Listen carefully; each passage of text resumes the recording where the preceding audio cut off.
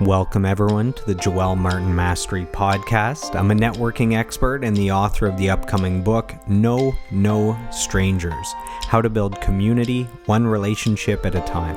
My why is the pursuit of mastery, and the goal of this podcast is to lock arms on a lifelong mission of daily personal growth to become the best version of ourselves. So let's dive in to today's episode.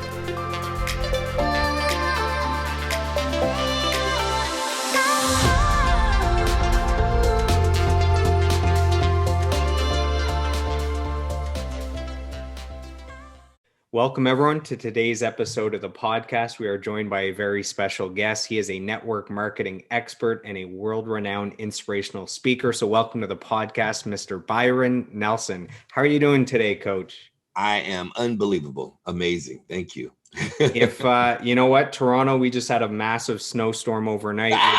We have a snowstorm today. Schools are closed. I went out for a walk yesterday. I almost froze to death. There's over 100 accidents going on already today. So if I was in Los Angeles as well, in the heat by the beach, I would be doing fantastic as well, I think. Yes. Oh, Jesus. Yeah, you chose the right place to live, I think. Now, we met about 4 or 5 years ago. I was first launching the My Empire networking events. I had only done 2, and then a mutual friend reaches out and says, "Hey, I know this world-renowned inspirational speaker. He's willing to fly from LA to Toronto to be the keynote speaker at your event. Is that something you might be interested in?" And I'm thinking, well, I've never had a speaker before, but that sounds different. That sounds pretty cool. And every event since then, over the last 4 or 5 years, we've had multiple speakers. So that part of the event actually started with you. So what do you remember from that first event, your first experience there as the keynote speaker? That it was packed. It was a bunch of hungry minds, very intuitive minds, creative minds, a lot of creative souls. But the energy and the currency was very, it was a very high current of individuals with a very just warming spirit, if that makes any sense.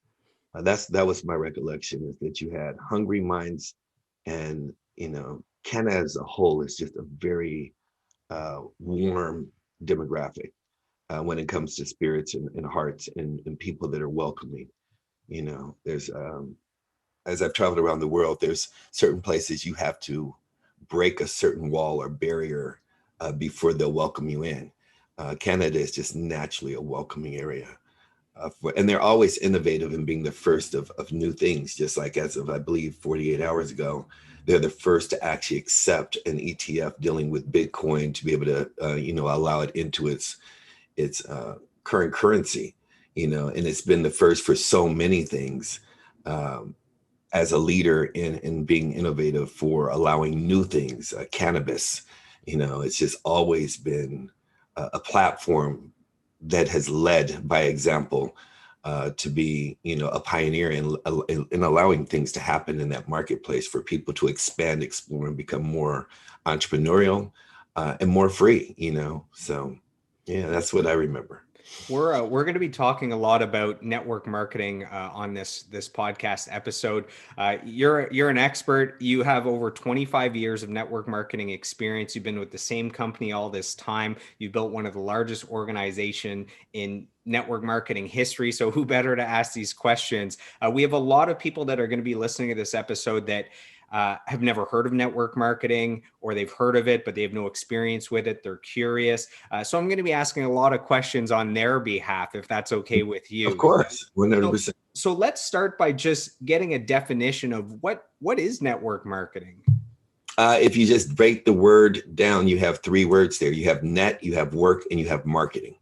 So it really is relationship marketing. It's built on powerful relationships, moving services being distributed by the people, and it's just, it doesn't matter. It's taking it from the brick and mortar and allowing people to do it from their living room, from their home, or from, having portability, being able to move a business, of being able to move, whether it is vitamins, whether it is clothes, whether it is essential services, whatever it may be. I mean, there's not one thing under the sun that you purchase today that you can't get through the stream of network marketing that allows an average person to live an extraordinary life. I just believe that people don't like change, but unfortunately, you went from depending on the post office to email.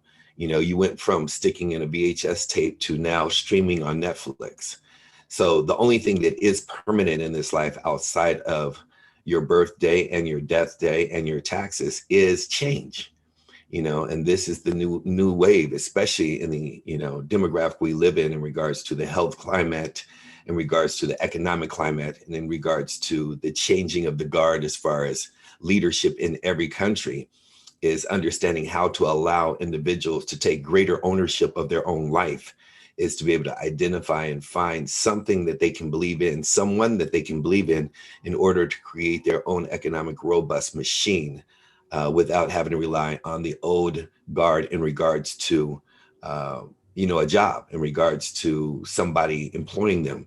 First of all, nobody's been working for the last year. So, I mean, you look at the restaurant business, you look at every 24-hour fitness, you look at waiters and waitresses, and the common person does not even have a way of being able to support themselves, but is forced to. And that's the one thing about the human race. We will find a way. So everything that people actually looked down upon, or had an opinion about, or it's amazing to be able to say, if you offered somebody not even 10 years ago but 5 years ago, hey, I have an opportunity to work from home, and they'd be like, oh, okay, is it one of those things? Now everybody's working from home, so what?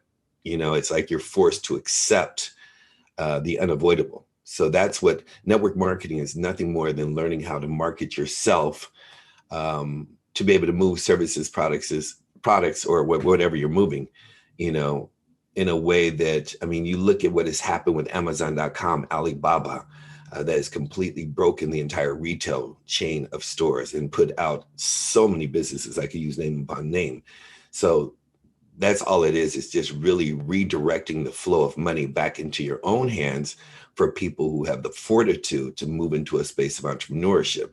And so many are forced to do so. But when you go back in time, that's how everything started, whether you were trading beavers, or whether you were trading, or you opened up a flower shop, or whether you were putting iron on the hoof of a horse.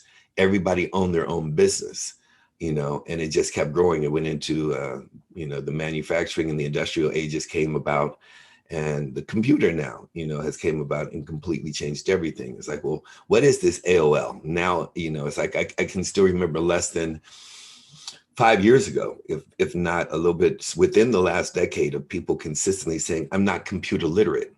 And today, if you aren't computer literate, you are illiterate, because everything is being done. When you look at something like, Amazon.com, it literally last year and the year before that, I remember the stat, the year before that, 78% of the people that bought gifts for people in Christmas in stores were buying them all online.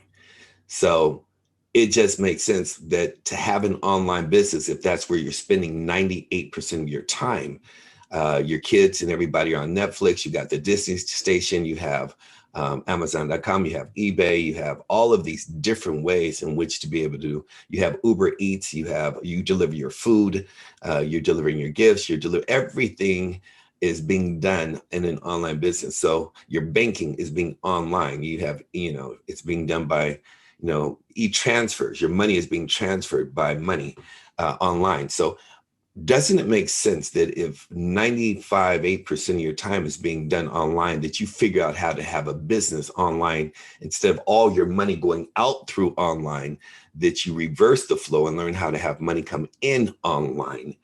And that is the basis right now and the foundation for the trajectory of where we are and where we're going at a very light speed pace as we move deeper into this 21st century.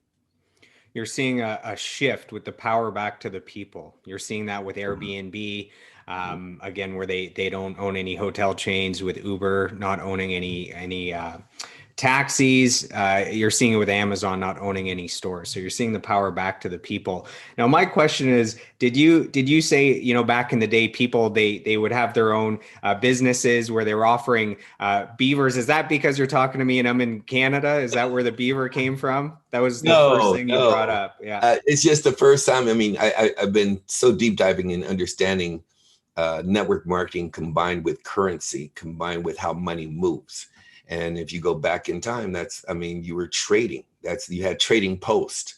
And the first thing that comes to mind is, skins. Yeah, And furs. Yeah. so, and so, no, it really is an evolution of, how we're trading goods and how we've done it in our entire, instead of physically having to go and do the work, it's now being mechanically done through online, in the air, in the cloud.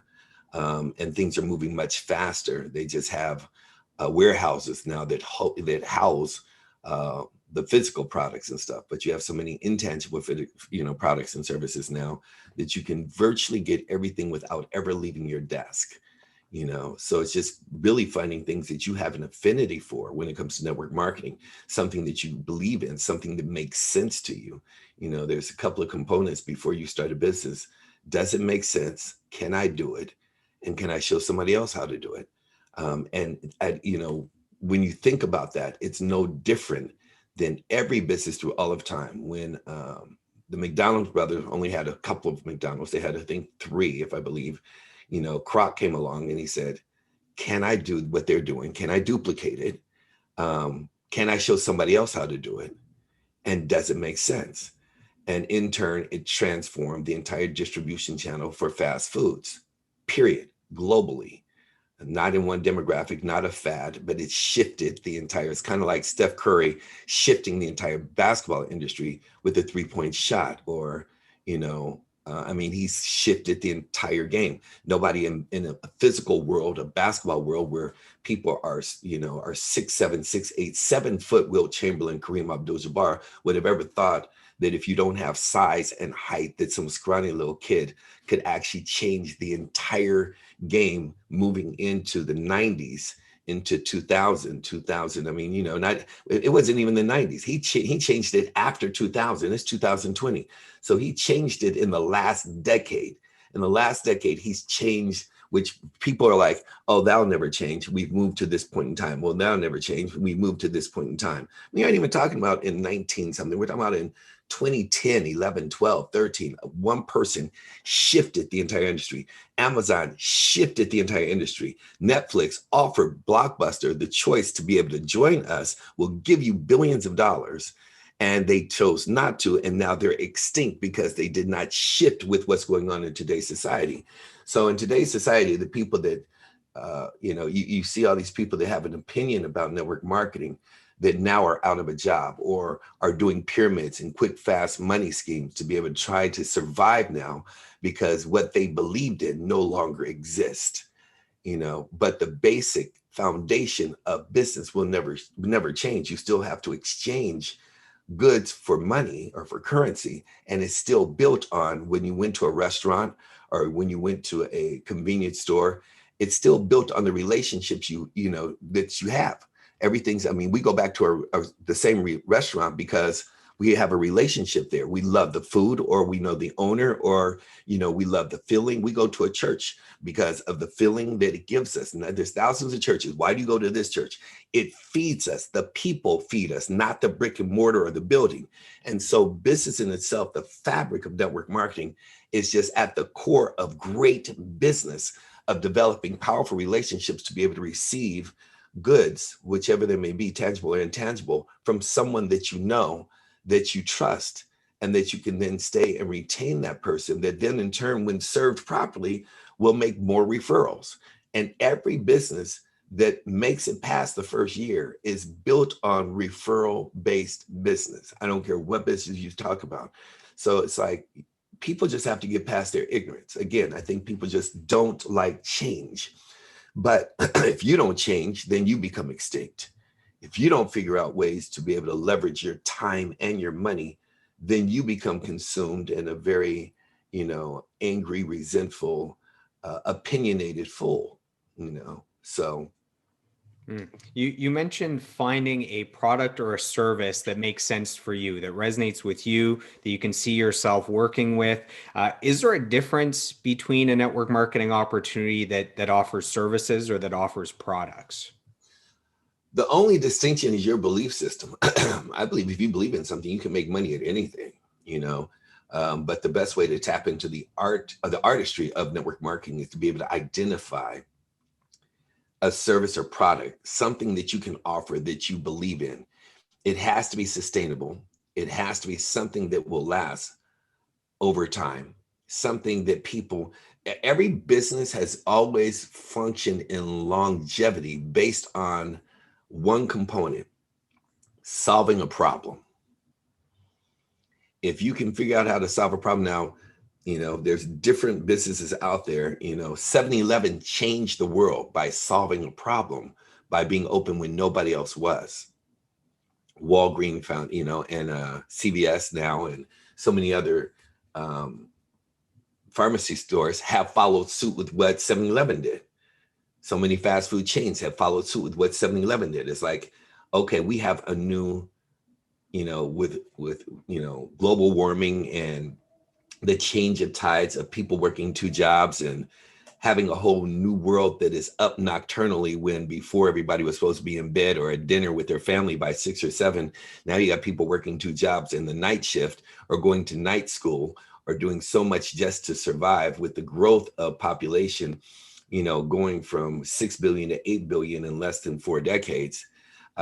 It's astonishing to understand that now you have to have business that are running around the clock. And with that being said, the greater distinction is just your affinity. I chose my business based on my affinity of a need versus a passion. What I do, people have a need for. It's in fact, it's not they just have a need for it. It's just exchange. It's really giving them what they already have at a lesser rate. So once we understand that conversation, if I'm already buying Clorox, if I'm already buying Cheerios, if I'm already buying those headphones you have on, and I can see that I'm paying $200 retail, but I can get it from my friend at $150, someone who I trust, and I can then validate and prove that it's the same brand. Why would I be going out of my way to a store, get into a car, drive somewhere to pay more money when I can have my friend deliver it to me personally at a less rate?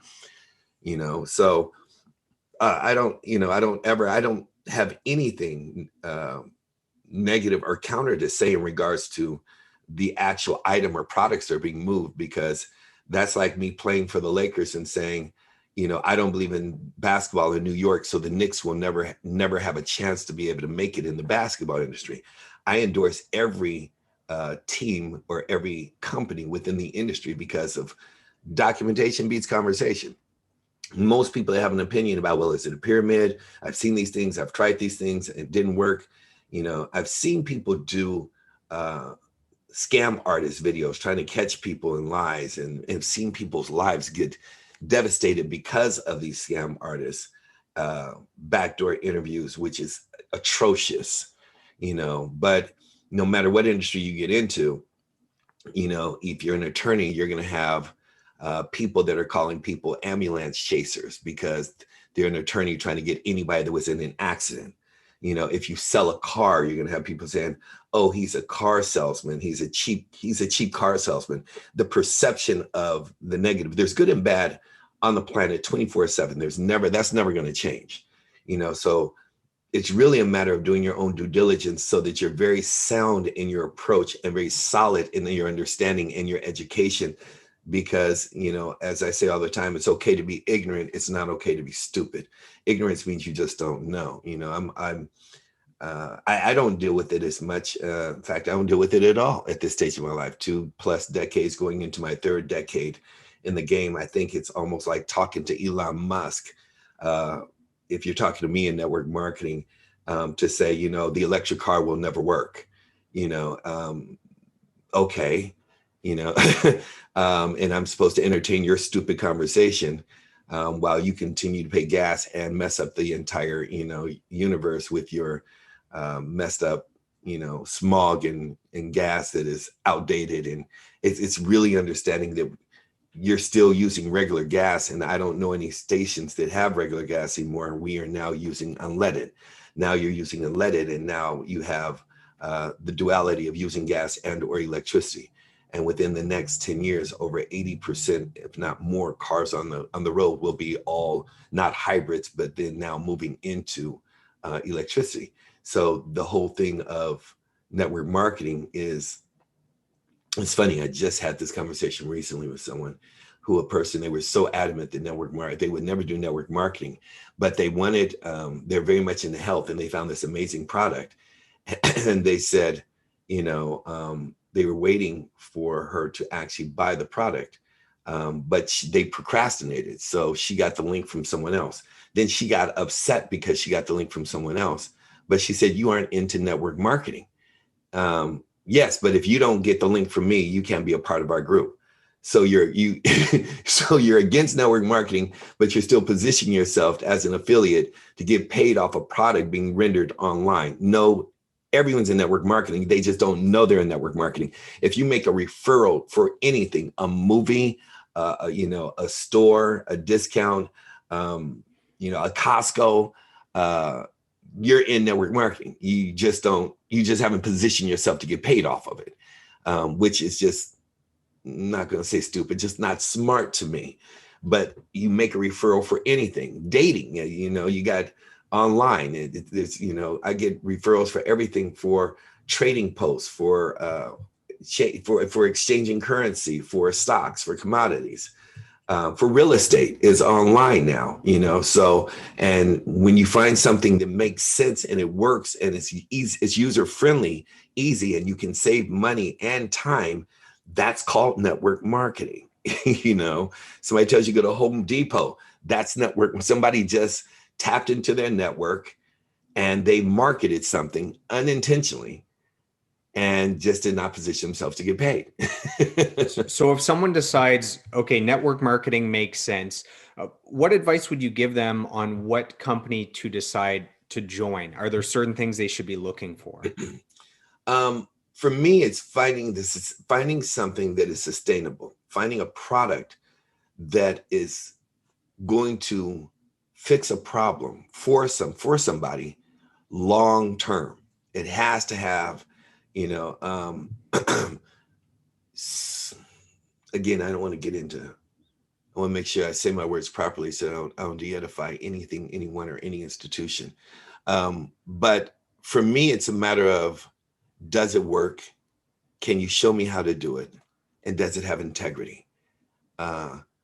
Network marketing is no different than traditional businesses. 95% of them will not last past 12 months. So everybody has the next big thing, the next big fad. Oh my God. And they drink the Kool-Aid and somebody sold them. So it's like, you gotta understand, you can't go from selling vitamins to then going and selling, I don't know, solar, right? And then claim to be an expert in health and in solar. So, and people jump around network marketing companies like, I got the new best thing for this, but they have not built any trust, any credibility, any longevity. So it's really a matter of finding the right company that has something that is going to be needed 10 years from now, not something that is just going to be either out of business in 10 years or can be replaced in 10 years, because still people are creatures of habit.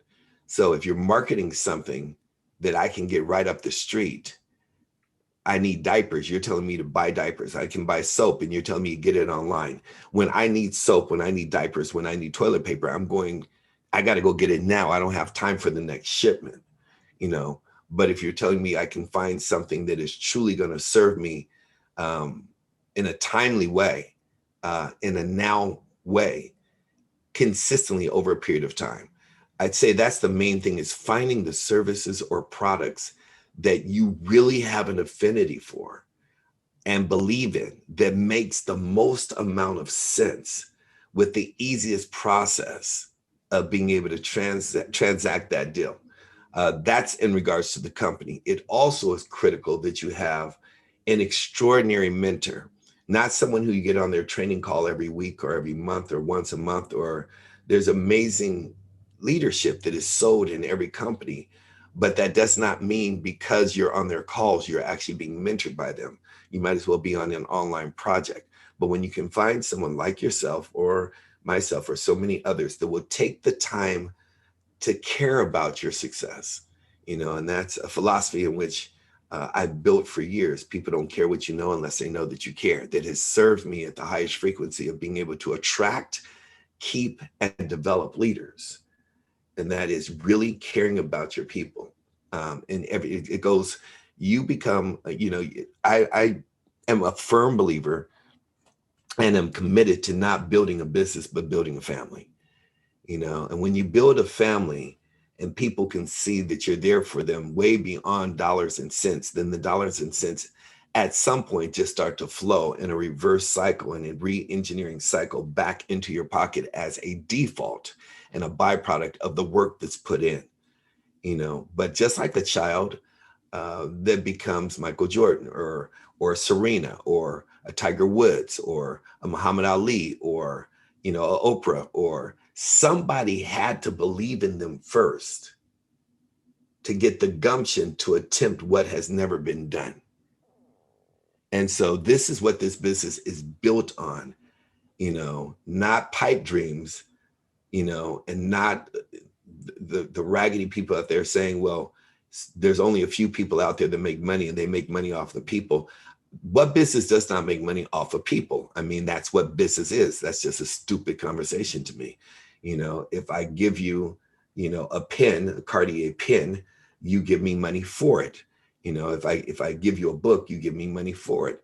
Now, how I choose to distribute that is totally up to me, but you have to pay for it somewhere. You might as well pay for it from the relationships that you have. That is, again, why we go to restaurants. That is, again, why we go to a mechanic. That is, again, why we go to a grocery store. We have developed a relationship with the corner grocer. Though we can go to the big food chain up the street, the corner grocer, I have a deli right around the corner from me.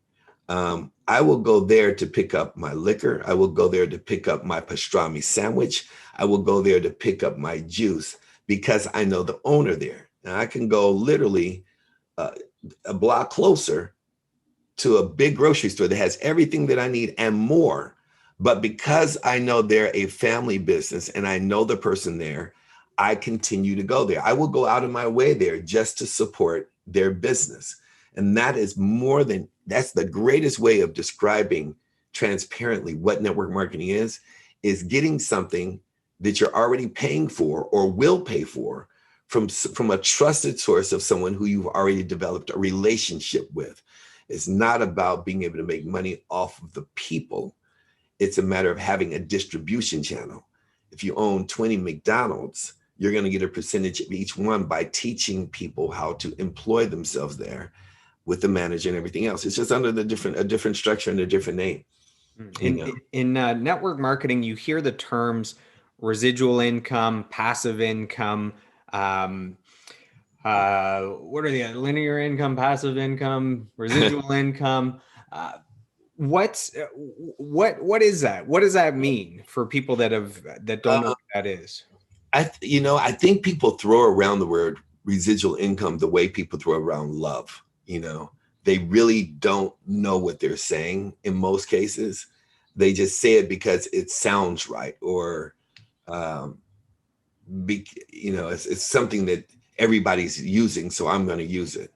I'm very particular about people saying residual income because then that's for me. And it's, when you're selling a product, you have to keep selling it. So if you have something that they keep buying, then residually, just like a bill, if you pay a bill, they signed you up for your electricity in your house, or they sign you up for, your cable at Best Buy, or, you call from your house. Whatever you did, you signed up one time, right? But your bill keeps coming after that one sign up. When you first move into your property, pay your lease or your mortgage, buy the house, you sign up for internet service, and you sign up one time, but the bill keeps coming. That's a residual bill. Our theory and our philosophy is if you have residual bills, you should have residual income. And that means whatever you're doing, it should keep coming in perpetually. I don't like using the word passive because I don't think anything's passive. I think anything can stop, but there is passive income. Passive income is when you have invested money.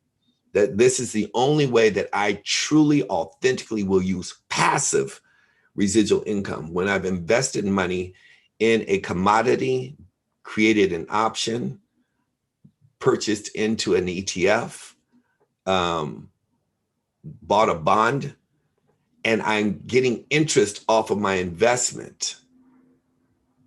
I don't consider rent residual income because if they move out, it's not passive. It's just they're paying for a service that I'm rendering in one of my apartment buildings. They moved in, they're using my apartment, they have to pay me.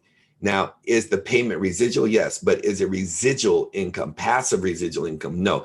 Passive residual income means that you don't have to rely after the initial investment of time, money, resources, or asset. Once you do that, it continues to pay you passively forever, not dependent upon a human being to purchase or buy anything, but you invested in an asset that is now perpetually paying you an interest. And ultimately, that's the most beautiful way to live, is to have enough investments that you can live off the interest. Now, that's passive residual income. Now, real residual income is when you do in business a transaction and you do have money off of that one transaction paying you every month for either a year or 2 years or until the consumer stops using what you offered in that initial transaction. Now that's residual income, real residual income. It's not passive. So I think people that are not experts or are embryos, amateurs in this industry, confuse real residual income, which should be utilized to free you from your job, free you from your liabilities, free you from your expenses. That's real residual income. That's fulfilling your need. Your desire should be to make and generate enough money through whichever way you make your money to be able to take your money and place it in a place that you can generate real passive residual income. My philosophy over the last couple of years has been very strong about money will always outwork you. You can never outwork money. But before you can make your money work harder than you, you have to have enough excess money to invest. And that eliminates 95% of the population. They never have enough money to invest because they're constantly trading time for money, and there's never enough money at the end of their month. So then in turn, they are that rat on a wheel. It just keeps going and keeps going, and they're hoping that they get somewhere different over a period of time. And I know people that live in this mentality, and it's like pouring water on a rock hoping the plant's going to grow, because they have just been embedded with layers and layers of education that is so wrong, but it's become their belief system because it's all that they know. So it's always been important to have more than one source of income. And now with the pandemic, it's more important than ever. People are losing their jobs or their hours are getting cut down. Why is it more important than ever now that people find a way to make extra income from home, whether it's network marketing or any other way? It has always been my philosophy that if you have more than one bill, that you need more than one stream of income. So if you have more than, it just doesn't make sense that you have to keep pouring money out in 5, 6, 7, 8 different areas, but you only have one stream of income. And 99% of the population works on linear income, which means when they stop working, their money stops coming in. It doesn't matter if you make 100,000, 200,000, 500,000. If you're spending all your time on this job and your only blessing is you might have stock options, and your only blessing is if you're in a top tier 0.0001% of the companies out there like Apple that your stock will be worth anything. So when we look at it from that perspective, it's like, if you're, most people, and I say it all the time, most, not everyone, I'm not putting people on blast, but most people are busy being broke. I worked really late last night and then have fun playing a home game, to just to be around about 3 or 4 of my friends, socially distanced, of course. Went to bed at about 5 or 6 o'clock a.m. and woke up to do your podcast at about 11 this day. And it was so crazy because when I got there at about 11, I went to go and I wanted to take them. I don't like going to someone's place and not having a gift in my hand. So I wanted to go get a bottle of wine to take to them. And I went to 2 stores and they were closed, and I was kind of dumbfounded. I was like, this COVID thing is really messing things up. Then I went up the street and I went a little bit further and I found a place. And then they were worried because I thought I had a bottle in my car and I was just going to bring it back in. And because I didn't, I took off. And when I took off and it took so long to come back, they called me because they got worried. They're like, we thought you just went to your car. We wanted to make sure you're okay. What's going on? I said, well, I went here into the car and it wasn't there. And I took 2 more stops and went there, but I found one up the street. I'm like, on my way back, I'll be there in like 2 minutes. And it dawned on me, this was really kind of crazy. They're like, it's Monday. And normally when I go to see them, which is, once every 2 months now, or every 4 weeks, it's on a Friday or Saturday. So mentally, I was locked in on why are all these stores closed, because I thought it was Friday. I have no barometer, no radar for what day of the week it is when you're free. I actually was completely sold on the fact that it was Friday and pissed off that everything was closed, and so I say that to say that this industry, what it's birthed me and given me and blessed me with, is to not be a slave to a clock or a day. Monday is the same as Friday. Friday is the same as Monday. Wednesday is the same as Saturday. And to be able to have that kind of freedom, so there are people that make, significant incomes into the high 6 figures. I don't know anybody that's making 7 figures, really. I do know maybe 1 or 2 with stock options, but I really don't know anybody that works a job that's employed that makes 7 figures. I mean, you'd have to look so high and low for that. But for 6 figures, and even in the high, mid, low, high 6 figures, you're a slave. I mean, you are a slave to that institution that you work for, with great benefits and a great income, but you have no life. So if you have no life except to that institution, when do you have time for family? When do you have time for health? When do you have time to know how to invest your money? All you can do is give it to a financial advisor and pray that they get you more than 12% back on your money, which, I do on a weekly basis. They're happy if they get you 5% a year. So, oh my God, so it's like, I actually had this conversation. Both my sister are her and her husband are both 7-figure players. And they put me on the phone with this financial advisor, and he was trying to sell me on, we have a very aggressive plan for the money that you have, and we can get you anywhere between 6 and 8% back on your money annually. And I just burst out laughing, like, are you really serious?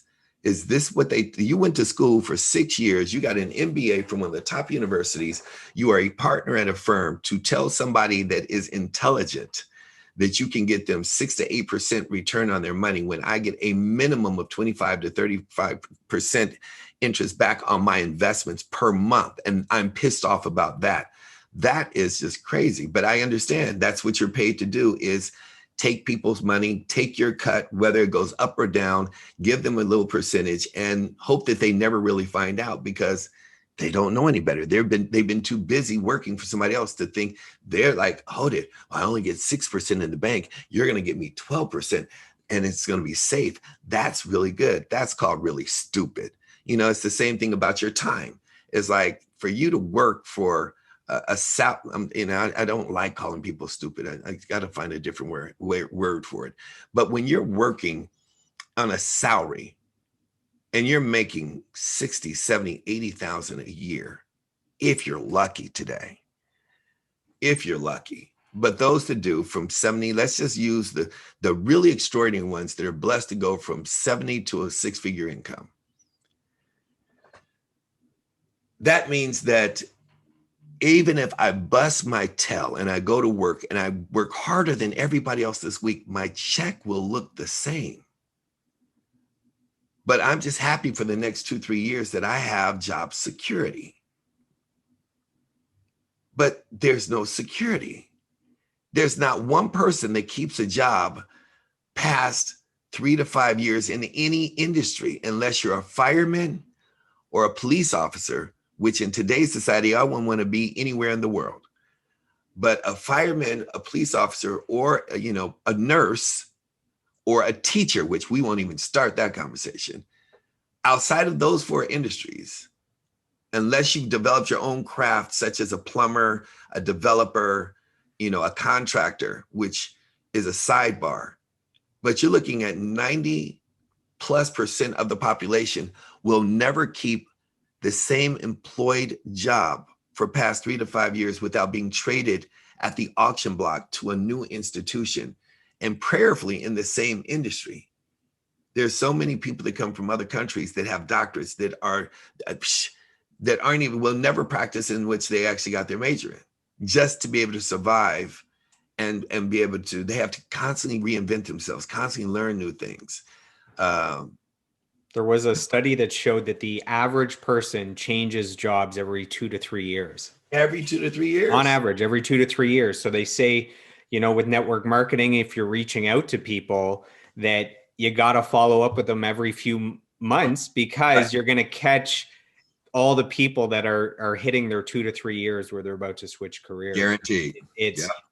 There's a global pandemic, there's a recession, there's a stock market crash, there's industry shifts with technology. Yeah. I mean, there's, your company hires someone new that you train. As soon as you show them how to do what you can do, and they're younger and less experienced, they can now replace you for less than you're getting paid for. So it's tough, man. The corporate world is not an easy one. How has the pandemic changed your business specifically? I mean, network marketing is known for, meeting people for coffee one-on-one, maybe inviting a few people over to your house to share the business with them, maybe some bigger events at a hotel or a venue. With those not currently available, has your business stopped completely? Have you found other ways? What's going on? My business has flourished, it's thrived, it's sustained, it's maintained. When you build roots in your business that is solid as a foundation, you do get real residual income, not passive, because you have to build it, you have to sustain it, and you have to maintain it. I have a 1970 amazing car. They started it in 1969. 1970 280 SL Mercedes-Benz, hard top, soft top, classic. If one were to look it up right now, it's worth in peak condition the highest I saw was 140, but the going rate for a peak condition is about $110,000 to $120,000. Now, why do I share that? I share that because that's network marketing. When you build it, you have to maintain it, take care of it like it's a classic car. If you purchase a car and you don't run it, then the oil sits in the bottom of the pan. The gas can actually eat away at the tank. The engine is not going to start after a couple of years. You have to run it around.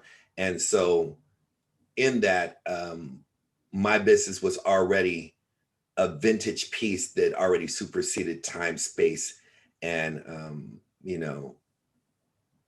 demographics that we have come to know. And that being said, I was already in quarantine before COVID, which means I intentionally put myself in a home-based business so I never had to leave my home. So it did not stop it or create a glitch in any way. Now, it altered the minds of the people on my team because they had not learned how to fully express themselves and utilize the network, the internet, so to speak. And our business is, again, built on relationships. Doesn't matter how you build relationships. I mean, right now you got people talking to people. It's just right now, what it does is it speeds up the process of you learning how to leverage Zooms like we're on right now, or, you know, so many other platforms to establish, but it allows you to reach more people in a shorter period of time because every business is about a contact sport. The one that makes the most contacts will make the most money. It's that simple. Like you said, it's a timing thing. When people get involved with opportunities, whatever the opportunity may be, it's not because the opportunity is so extraordinary. It's because of the credibility of the person and the timing in a person's life. So the credibility comes with how much you educate yourself, how much you arm yourself, how firm you are in your knowledge base and your roots of understanding the industry, the company, and the leadership that you provide to people listening to you.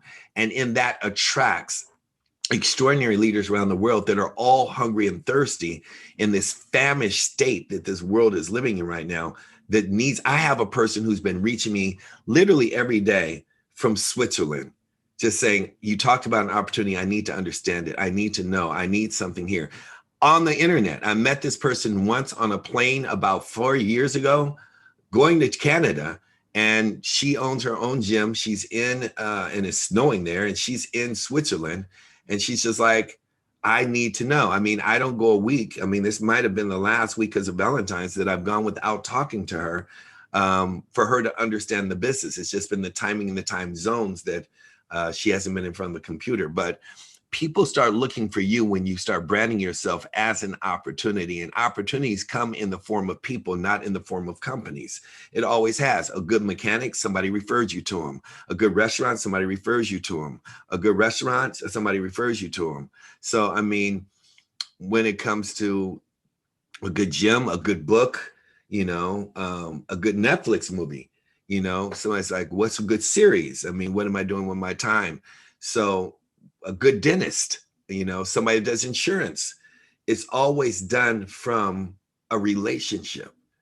So once people can break that, you know, space in their head to understand and not put a label on network marketing, but find different avenues and ways to be able to open up those spaces. But answering your question, my business has thrived during this time. It has not, there's been no shift, no change. There's nothing like being able to be with your family, be at home, work from home, create your own hours. I myself have created a space where I have a home away from home. So I created an office literally 3 minutes from my home so that I can at least feel like I'm in a work environment and be more productive than being at home. Because if I'm at home, I'm just going to be sitting in front of the fireplace or, you know, the water outside in my backyard. And I'm just going to be comfortable because I'm not going to be in a state. You know, it's the difference of playing in your backyard on a basketball court versus being in a gym with a whole bunch of gym rats that know how to play. Your game is going to go to a different tempo. So I need to be around people that and around a space that is conducive to winning at that level. So yeah. Your environment's really important. The top two objections that people have when starting their own business is I don't have the money or I don't have the time. Why do you think that those two objections, why aren't they really valid? I mean, to start a network marketing business, some companies it's $200, $500, $1,000, maybe $2,000 at most. Why don't you think that's a valid objection? The money to get started and people that say they don't have time. I think a person has to want change before they'll be able to see an opportunity, whatever opportunity that is. If a person says, I don't have time and I don't have money, the first thing I'm going to ask them, are you okay with that?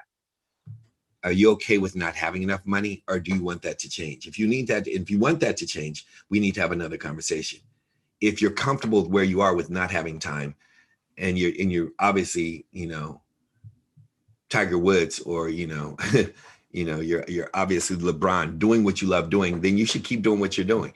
But that's so not the case for 99% of the population doing what they love doing. So I think it's automated. I think they're programmed to resist before they let something in. And in that, they need to know and see somebody that's been successful before they're actually going to even take a look at something. I think that more than anything else, they've seen the blind lead the blind so many times that they don't want to be led down another blind alley. But at the same time, why it is not valid is because they aren't happy. They're just programmed. It's almost like a woman, right? And I hate to use this as an example, but a girl from the time that she's raised as a child is taught to tell a boy no. You know, whatever that is, just no. Can I have a kiss? No. Can we go out? No. It's programmed. I mean, even when they want to say yes, it's no before they say yes. It's just what, to protect themselves, to not know who the vultures are, to not know that they're going to be, you know, taken advantage of or molested in schools or in the wrong demographics of life, whether it's a daycare. Little girls are naturally taught how to say no. Boys were never taught how to say no. Boys were taught you better learn how to protect yourself and defend yourself. Women were taught how to say no. And so I believe in network marketing, people were, and it's not just network marketing, I think it's opportunities in general in the United States, which is different from the immigrants and people that come from other countries. But in the United States and Canada, North American hemisphere specifically, they were naturally taught how to say no before they say yes, no before they understand. No. So it's not valid because they're saying no to something that they don't, they're saying no with a reason or an excuse that they don't even believe. It was just programmed in them. So it's not valid based on that in itself.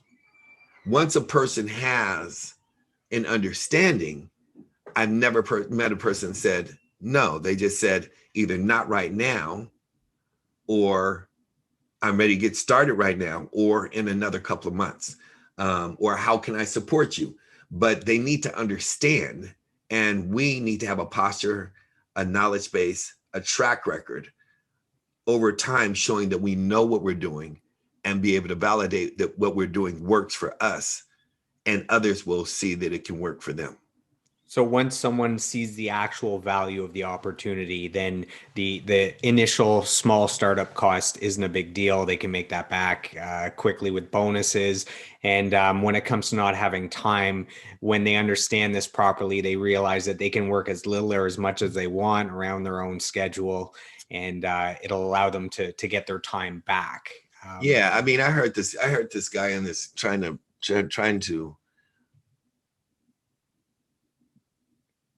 talk about from a scam perspective is like, well, you got to pay $200 or $300 or $500 to go out there and get over on people. You pay $200, $300, $400, $500 for shit. I pay for a good bottle of wine, but you pay that for a gym.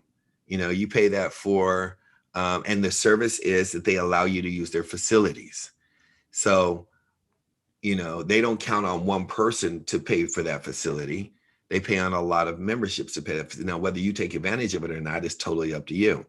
I know that in my particular company I've been in, just to launch the online site and the mobility of being able to create that cost $750,000 to lay the foundation to put it in play. Cost $750,000. That's not the maintenance. That's not the update. That's not speaking in 18 different, languages. That's just getting it up and running. To be able to use that for a person who chooses to use our gym to be able to accumulate and amass a market share of 1,000 customers a month potentially going into your business, or 3 or 5, or have the capacity of taking on 10, but that has to be inputted. They have to be built. You have to see the stats, the data. You have to have the customer service. And for an independent rep in network marketing, that's taken away from you. You don't have to do any of that. In a traditional business, you have to do all of that. So you're in a position to be in any business in network marketing and acquire a customer here in Toronto, here in California, and acquire a customer in Australia, New Zealand, Japan, and it's all supported with an infrastructure where millions have been paid out for your benefit, with the hope that we're able to accumulate enough distributors that acquire enough customers that offset the expense of us putting up millions of dollars to make sure that it's robust for us to make hundreds of millions of dollars. And a person that doesn't understand that exchange from a business perspective doesn't understand business because they've never ran a business, outside of becoming a YouTuber or a social media TikTok sensation. So some people confuse network marketing with pyramid schemes. So what is a pyramid scheme? Why do people tend to associate pyramid schemes with network marketing businesses? And why isn't network marketing a pyramid scheme? Pyramid scheme, if you look it up, number one, pyramid scheme is a Ponzi scheme where money is being accumulated and there's nothing being rendered in exchange for the money, with the exception of the promise of getting more money. So there's no product sold, there's no services rendered. Nothing rendered. It's just money saying, hey, you know what? You give me $100, you bring me 3 people with $100. And if we get to the bottom of this pyramid of 3 or 4 levels, then you're going to collect the $1,600 for levels down. And then you're going to merge out of the pyramid. And then in turn, you can walk away or reinvest your money back in, and we can build it and keep it going. Those are pyramid schemes. Ponzi schemes are just much more elaborate ways of doing it, from utilizing a hedge fund or more intelligent words. But there's no product or service being rendered. There's just the investment of money with the promise of more money coming with the referral of other people being brought into a system. So one has to really look up network marketing to understand that the distinction between, let's go back to the pyramid, and a job is that you have a CEO, you have upper management, middle management, and then you have you. That's a pyramid because you'll never get to the top, but you chose that. Everything is a choice. That's what I love about the free world. You can choose to be in that pyramid that you will never get to the top, or you can choose a pyramid that is built on being the CEO of your own company. Then the only way that you can rise is by blessing other people and helping other people, So a lot of people are like, well, this person's making $1 million. This person's making 100,000, whatever the money is. I know people that I've been able to build in my organization, many in ratio, that make way more money than me and have accumulated way more than I. If it was a pyramid, they'd never be able to make more money than me. I would only make money off of them. So there's nothing more better to me than having an inverted pyramid, that by building other people, you're able to bless other people, and they can take it and do whatever they want with the opportunity in the gym and look as good or as bad as they choose to in the opportunity itself. So After 25 years of doing this, you've worked with so many different business partners. What would you say are the top maybe 3 traits that you look for now in a new business partner? That's a great question. I love looking for a person that's already been through hell. I love looking for a person who has a huge why. A person that's been through hell that may not be in hell today, they understand the word faith. They know what it's like to be able to build something that nobody else can see. So that gives them long-term vision. That gives them, it gives me more space and time to work with them than them getting on an emotional roller coaster and jumping out within a month or two. So every project that I've been able to sponsor as of recent, definitely I have a minimum of a 2-year contract with them, and they don't go anywhere. And it is a 2-way contract. Then on top of that, a person who has a huge why. Like, I'm working with 3 different couples, one who just had a baby 2 days ago, but 3 that were all pregnant just less than a month ago, so 2 of them, it's their first child, so to be able to have a child for the first time, builds a huge why, right? So I look for that more than anything else. And number 3, I guess I look for people that have really a big dream, because within the dream lives the integrity, the transparency of integrity. You can't fudge or lie or embellish a dream. If you really have a dream, then it's built in a fabric of integrity of something you really want. And in that integrity lives the character of you finishing projects that you may not have finished before. So I think those are the 3 things I look for. The why, meaning the Achilles heel, the pain of something that needs to change. the dream of something that they see that they really want to make happen in their life, and haven't gone through the path of hell. Um, I mean, really haven't gone through the path of hell, whether it was financial, health, divorce, something that took them through the mud.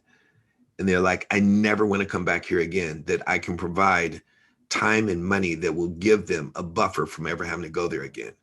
Not a guarantee, but a buffer. So those would be my three things. When you first started 25 years ago, you were probably just looking to make some additional income. Could you ever imagine 25 years later what kind of a life that this industry could actually create if you I, applied yourself? I don't think I believed 100%, but I definitely imagined it. There's not a moment from the day I started, I had amazing visionaries around me that had sold me on the plight of culture, what I could do with my community, what I could do in my family, what I could do. That was the epicenter of what drove our business. Everyone around us was committed to changing their family tree from day one. So my imagination for it was always in place. In fact, I never reach how far my imagination has grown in this business. It's constantly because of the embedding of that.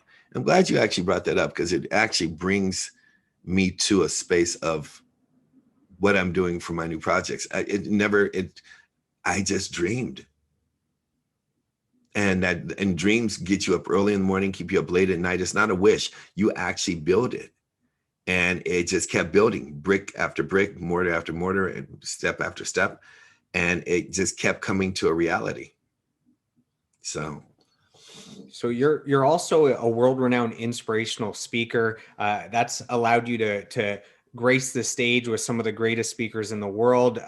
They've become a part of your network. They've become your friends, your mentors. I mean, you were able to spend time on a private island with Sir Richard Branson. You've worked on a lot of projects with your what is it, your guru dad? I don't know. Yeah, Mr. my Les spiritual Brown. father. Yeah, my spiritual father, Mr. Les Brown. Yes. So how does someone become an inspirational speaker on stage, offering value to others, and how amazing have those experiences been, being able to lock arms with people like that? Priceless. How that came about is I learned from one of my first mentors, which was Mr. Jim Rohn from 2006 to 2009. He taught me the what I call now the collision for success. And there's not one person who does not have a hit list of, I need to meet that person. Every year I write down 5 names of people who I have to meet and collide with, who resonate with my spirit, who's in alignment and congruent with where I'm going. Not for popularity, not because I can say I met them, but people that I truly know would serve me and have served me from afar, from who they already are, and raise the bar, the consciousness, and the work ethic for who I am becoming, to become a greater person in my own right. So all of these individuals, Sir Richard Branson, because there's a lot of billionaires out there. Well, not a lot, but enough. He's the only one that was really enjoying life at the level that I wanted to enjoy it. So I needed to be in his space. Les Brown, being the highest paid speaker ever on a platform for just speaking as a Black man, I had to be in his space.